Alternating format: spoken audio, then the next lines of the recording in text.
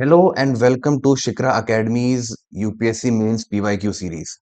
In this series, we will be discussing the UPSC Mains GS questions asked from 2013 to 2024. This is our day 3, and today we'll be discussing a question that was asked in 2024 GS paper 1. Question was 3 from the modern history section.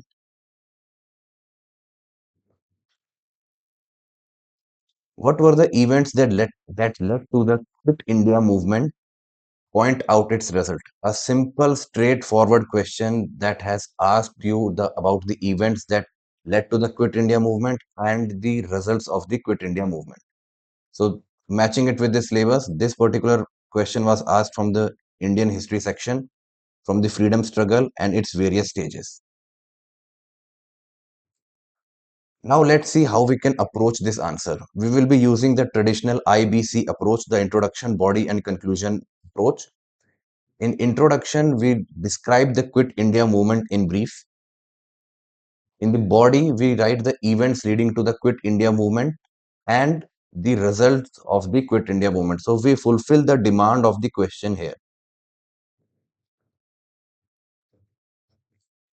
We fulfill the demand of question in the body.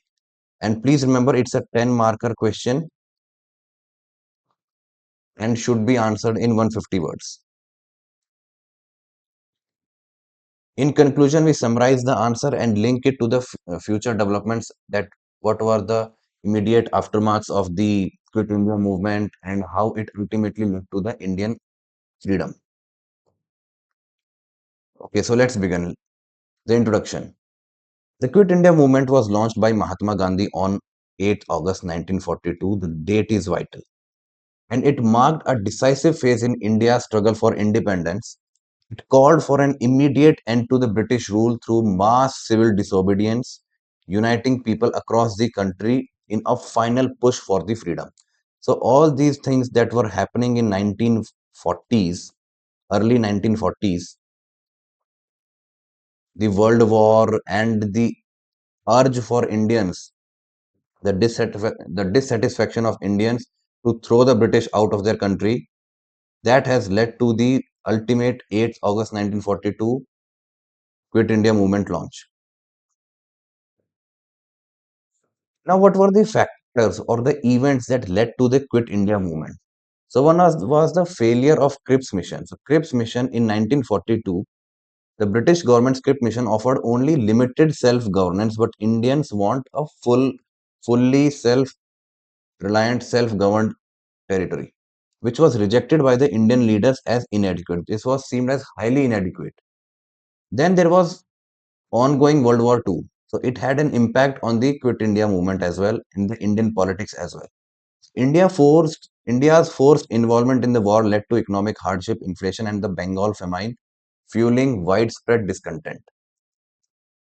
So Indian troops, the Indian army troops, the British Indian army troops, they were sent to fight on behalf of the British in World War II, and there were mass casualties.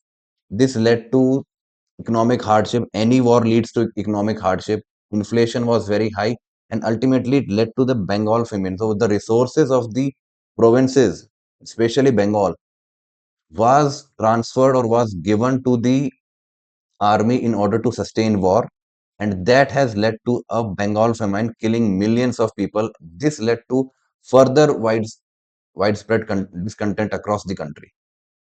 Frustration among nationalists.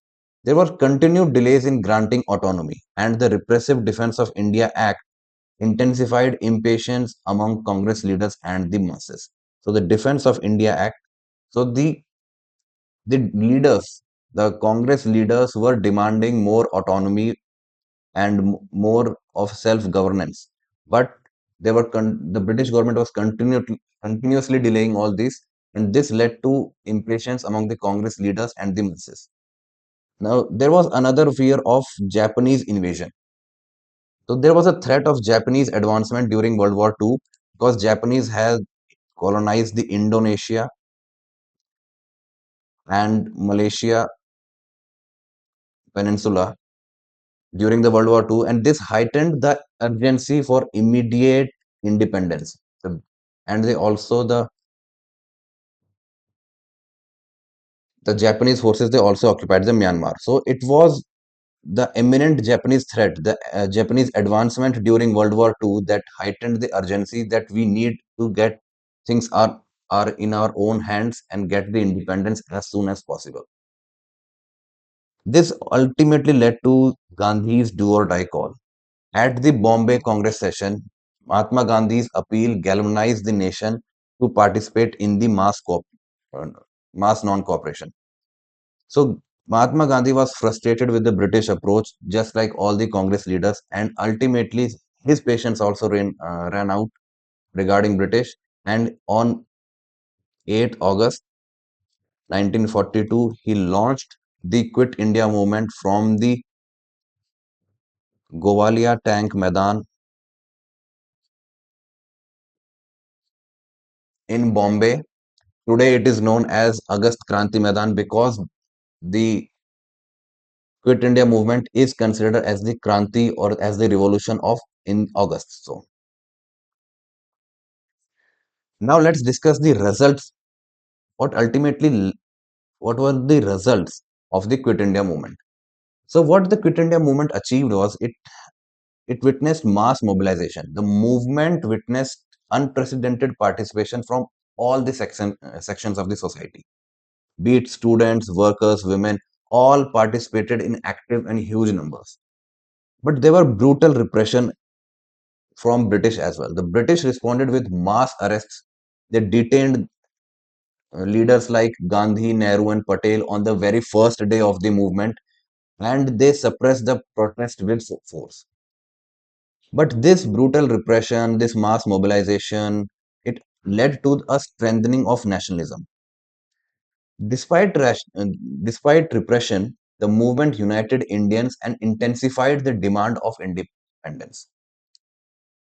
What were the political consequences? So this movement exposed the limits of British authority because the British were very much stretched. The was going on and the Quit India movement was launched. So it exposed the limits of the British authority and laid the groundwork for post-war negotiations, leading to India's independence in 1947. So in post-war negotiations, we had Wavell Plan in 1944. British sent another mission, cabinet mission in 1946. This ultimately led to the Mountbatten Plan of 1947, which led to India's independence. It also witnessed the rise of new leaders, new local leaders like Aruna Asif Ali and Jayaprakash Narayan emerged, and many of the leaders they ran parallel governments. The parallel governments were briefly established in some regions, like there was parallel government in Balia, Uttar Pradesh, in Satara, Maharashtra, or Bombay province at that point of time, Kamluk, and Talcher. So these were some of the parallel governments that were established during the Quit India movement, and some of them were successfully run for a couple of years as well.